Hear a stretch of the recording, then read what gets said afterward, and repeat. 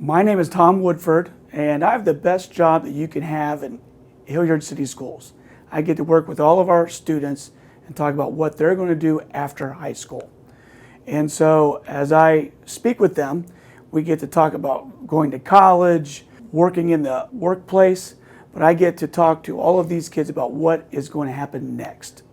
So let's get started. So as our students plan, ACT and SAT is a big topic out there. The ACT, historically, has been offered about 7 times a year. They just started offering one session over the summer. Every school in the country will use both tests. So whichever test that the student feels best fits them, they can use. And so when students choose to take the ACT, historically they start to take that in the spring of their junior year. If they choose to take that test, they're usually going to take it probably 3 times. And the reason why students would take it 3 times is because some schools will actually super score. And super scoring is when you take a test multiple times, and let's say you score a 26 each time. A school like Ohio State, they're going to say that that student has a 26. A school like Miami or even Case Western, who super scores, they might say that this student has a 28 or even a 29. And that happens because they will always take the highest reading, English, math, and science across all of those tests to create a new score for them. Now, for the SAT, it is usually offered again 7 times a year. It is a very different test that it is made up of an English section as well as a math section. And both of those tests have an optional writing, which you do not have to take. I suggest students take the writing section once on either one of those tests, just in case they apply to a school that's going to ask for that. Again, if schools will super score the SAT, like OU, they will take your highest reading and your highest math score from various tests to create a new final score. So it's important to know too that we will host the SAT for all of our juniors. Students do not need to sign up for that. We will take care of that. Students do not need to pay for it. The state of Ohio is going to pay for that. So we will give the SAT at the high schools in the month of April for all of our juniors. Now, we're hearing about a lot of schools going test optional. Test optional was a big movement that had started years and years ago. Prior to March, there were already over 1,000 colleges all over the country that you did not have to send any of your ACT or your SAT scores to. A school like Wake Forest, they have been test optional for 15 years.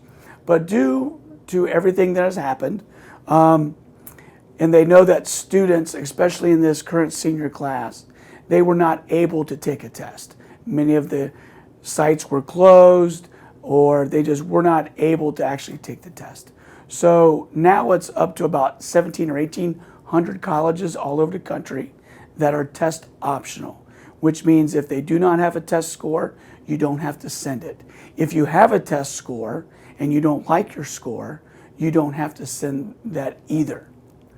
Now, there's also a movement about a lot of schools that are test blind. And actually in the state of California, all of the state schools, they have to be test blind, which means they are not allowed to use any type of test scores in the process of making a choice if a student is going to get into their school. Even schools like Cal Berkeley, UC Irvine, University of San Diego, schools like that are great academic schools, they will not use any type of test scores. It's important as you're going through this process, and especially as you start to meet with various schools and you go on visits, you understand the language that is being used. So you're going to hear terms, and we're going to go over those terms so you know exactly what they mean. The first one is early decision. This is a binding choice. Not all schools offer this as a choice. A school like Case Western does, as well as Miami of Ohio, they do as well. And so basically you are telling them, when I say you, this is the student is telling that school, you are my first choice. And if you admit me, that's where I am going to attend. By rule, if you get accepted to your ED class or your ED school, then you have to cancel all of your applications to all of your other schools. You can only apply to one ED school. Early action is something very different. You can apply to as many early action schools as you would like. Ohio State is an early action school, okay? And it's usually, what that means is students would apply earlier and they will find out much earlier if they're in. They don't have to make any choice. May 1st is the date that students have to make a choice. So they have plenty of time to think about all of those options. But early action, students can apply to as many schools as they want. Restricted early action is an option that is used for about 12 or 13 schools all over the country. These are usually the Stanfords of the world, the Ivy Leagues, and that is basically the student telling those 12 or 13 schools that you are my number one choice of that group. It is non-binding, but it does let them know that they are your first choice. Then most colleges have an application deadline that is much later, that if they don't want to apply by the early deadlines, they have a much later date as well. February 1st is usually that date. We've already gone over super scoring. We're going to talk more about the Common App and holistic review. I have a slide on that, but holistic review is what all of the colleges use to review all of the students. At no time does any college ever look at a student's transcript and put it side by side to any other student's transcript. How are students going to apply? There's 4 different types of applications out there. The most common is the Common Application. Over 900 colleges and over half of the schools in Ohio use this one application. Students still have to pay for each app that goes out to various schools, but it is one application that is used. Every school that's going to use that one application, they also have a section of their own questions and things like that that are specific to them. Then many colleges sometimes have their own application, which they may not want to use the Common App, but so they're going to make their own application. Some schools actually have both. One is not, I always have students asking, which one's better? One, as long as a student fills out one of them, they are good to go. The Universal app, only about 50 colleges all over the country use that application.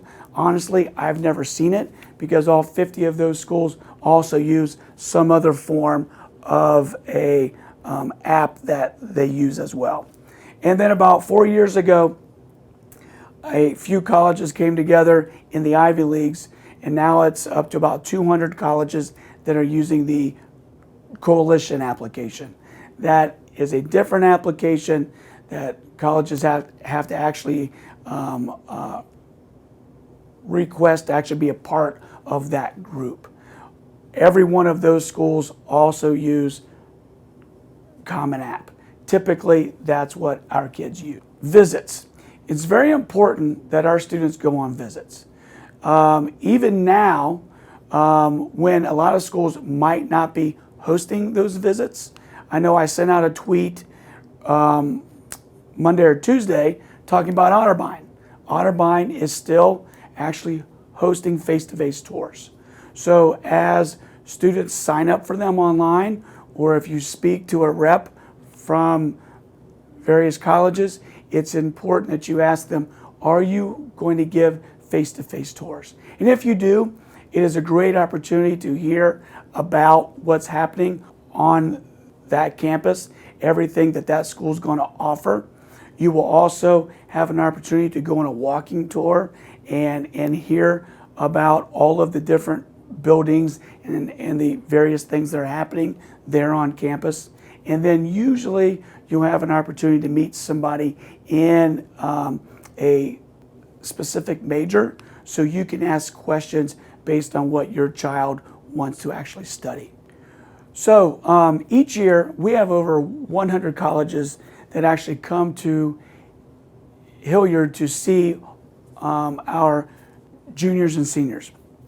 Right now, various colleges are not allowing their reps to leave campus. So we have made a way for those reps to actually talk to our students. So inside all of the students' Naviance account, they can look under what's new. And we will have a list of all these colleges that have set up virtual meetings for all of our kids in all 3 high schools. They can sign up for them, they can sit down, they can meet with them, they can speak to the rep who's going to read their application. They can go through a various presentation, and they can hear what that school offers them. And then if they have questions, they actually have somebody they can speak to hopefully get as many of those answered. At the same time, there is also a college fair that's going on throughout the fall. It's at oacac.org. Colleges from all over the country are signing up and holding 45-minute sessions so students can log in. Again, they can meet with somebody from that school. Financial aid. I talk to parents every day that worry about paying for school. I am painfully aware of that. I've got one out of college and I have one in now. Painfully aware of what that is. So financial aid, there is a form, it's called the FAFSA, the Free Application for Federal Student Aid, that parents can fill out after October 1st of their child's senior year. They will use the tax returns from 2 years back, from when their child is going to start school. So this year's current seniors, when parents filled out the FAFSA, hopefully they're doing it now, they're going to use their tax returns from 2019. Every year, we will offer a financial aid seminar the last week of September so all of our parents are ready. I sent out a video of that 2 weeks ago, and so I know that our families are watching it and they are working on those forms now. Now, a lot of schools in the South and a lot of the private schools all over the country, not only do they use FAFSA, but they also use a form called the CSS profile. This is a different form that many schools might use to create the financial aid package. So it's important when you see what parents need to turn in, what students need to turn in, and you see the deadlines, and if you see FAFSA, which you will see, and you see the CSS profile, you have to fill out both. The CSS profile, parents can find that form on the College Board website. It is there. There is a list of also scholarship sites all over the country. In Hilliard, we are very fortunate that we have a lot of sponsors from here who want to sponsor our kids. And so right now we are emailing them and speaking with them if they're going to sponsor those same all of those same scholarships for this year. We will have all of those posted inside the student's account by about the 1st of January. Then there's usually a deadline later on around March 1st or so when all of those have to be in. Some of them are just an application. Some of them might have an interview, but this is money just for Hilliard students. There's also a few sites here, as you can see on the slides, that are open for Franklin County students, as well as scholarship sites that are open to everybody throughout the U.S. Financial aid terms. So when our parents go to fill out the FAFSA, it's very important that they go to fafsa.gov. Do not go to .com or .org. That is not the right site. Remember, it is the free application for federal student aid. You should be paying no fees for that form. So once parents fill out that form, the federal government's going to run their little calculation. Then within 72 hours, they're going to give you feedback on what the federal government says you can afford for your child's college. It's called the EFC. I'm going to tell you now, you're not going to agree with that data, okay? But this is what is used at all of the schools that your child's going to get into to help them create a financial aid package. From there, if you as a parent want to talk to them, then you would reach out to the financial aid office at that school. The CSS profile is something else used as well. We've already talked about it, but the difference is when you fill out the CSS profile as a parent, you do not get any feedback of what your EFC is. The only way you can find that out is by asking the financial aid office. If you ask them, they have to tell you what your EFC is for the CSS profile. I can almost guarantee you they're not going to match. So you as a parent then can ask a simple question to the financial aid office. Which one of these documents are you going to use to create the financial aid package?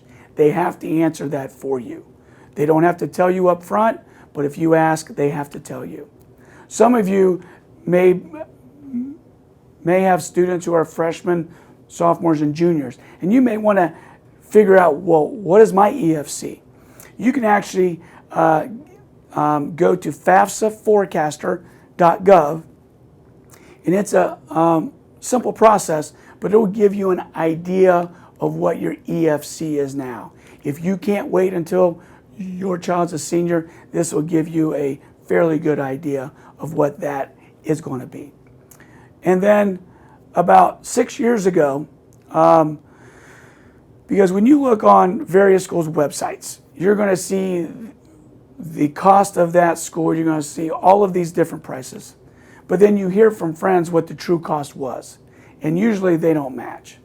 So about 6 years ago, every college in the country is mandated that they have a thing called a net price calculator on their website within 2 clicks of the homepage. It should take you a half an hour to 45 minutes to fill this out. This will give you an estimate of what the true cost is going to be at that school. I think it's also important for students and parents to have questions. This is a list of questions. I'm not going to read through them. But I also think, too, as you ask these questions, you can also create more questions based on the current situation that we're having right now. I think a very important question is, how are your kids in school right now? Are they online? Are they in a hybrid setting? Or are they going face-to-face? It's important to know how they are, how those students are going to school now. How are they planning for next year? Also, if your child is a junior and you hear about all these test optional schools this year, you want to ask, is your school going to be test optional next year when your child is a senior? You want to know how the landscape is going to change. So it's important that you have questions, you write down answers, so when you leave, that will help everybody create some type of conversation about those schools. Social media. Social media, parents, I'm going to help you here. You've told your parents, you've told your kids over and over again to watch what they put on social media. It's important to understand that colleges also track students there. So many reps might ask to friend students on Facebook or even on Instagram, because they can send them information about the school quickly, it's easy, and it's cheap. But if they can also send that information, then they can also see what they are going to post. So it's important that kids understand that. And I always say, if you're gonna put something on Instagram that you would not want your grandma to see, I wouldn't post it. It's important too that every application is tied to an email address. If they made the email in 4th grade, it probably sounds like it. So they need to make a new one. So what is a holistic review? Holistic review is they're going to look at students, they're going to look at their grades, their high school GPA. They're going to look at a rank, if there is one. They're going to look at ACT scores, unless they are a test blind school or even a test optional school. They're going to look at the courses your child has taken compared to the courses that the school offers. When we send a transcript, we also send a school profile, and it shows them, shows all those colleges what kind of AP courses we offer, what kind of honors courses we offer, what kind of college courses do we offer, what kind of courses do we offer in the fine arts and things like that. So it's important that the kids know that. It's important too when they create their senior schedule that they understand the senior schedule is a part of the review. Many colleges email us and ask for grades right after January 1st. So it's important that they understand senior year does matter. I had someone from the University of South Carolina tell me, tell your seniors that senior year is not a recreational activity. It does mean something.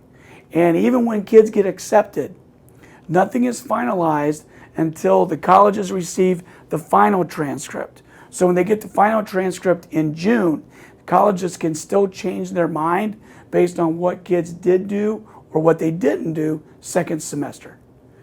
Volunteering and service, being a part of clubs in school, being a part of out-of-school activities with the intent to take on some leadership roles. That's very important. Where colleges really get to see and create a vision of who our kids are is in what they write. Not only in the application, but in their school essays. They really get to find out more in depth who is that student. And also, okay, so the last piece of a holistic review is demonstrated interest. Colleges track how many times they have spoken with a student. They track how many times they've sent various emails to students. Many times they know if the students opened up those emails. They also know, did they click on the link that's inside the emails? And many times they can also tell how long did they stay inside that link. And so it's important as kids visit, they always go through the School of Admissions so they can track them. Schools like Case Western, it's very important. Demonstrated interest is very important. If you've never logged in with them, they've never talked to you, you've never been on campus, your chances of actually getting in are very small. And so it's important that kids answer their emails, speak to the reps, and then follow up as soon as they're finished as well. So as I said, I have the best job you can have in Hilliard City Schools. I get to talk to students and parents about going to college, about what is after high school. And so if you ever want to meet with me, feel free to send me an email or follow me on Twitter. Every day I send out tweets that are only about college. You're not going to see any pictures about my family, but it's only about college. ACT, SAT, various meetings, various articles that are written. So please follow me at Woodford_Tom. Thank you.